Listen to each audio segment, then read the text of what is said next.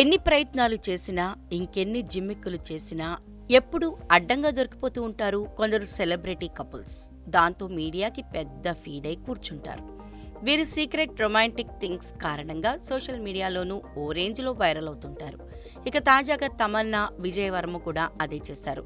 New year కపుల్గా enjoy చేద్దామనుకుని airport ముంగిట ఏకంగా పాపరాజీకి చిక్కారు.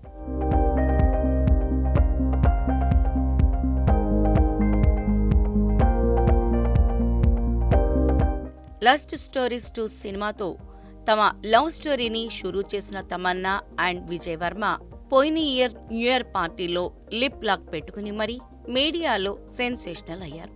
తమ లవ్ మ్యాటర్ అందరికీ తెలిసేలా చేసుకున్నారు. ఇక తాజాగా ఈ ఇయర్ కూడా అలాంటిదేదో ప్లాన్ చేసినట్లే కనిపిస్తున్నారు. ఇక అందుకే అన్నట్లు వీరిద్దరూ న్యూ ఇయర్ వెకేషన్స్ కు వెళ్లారు.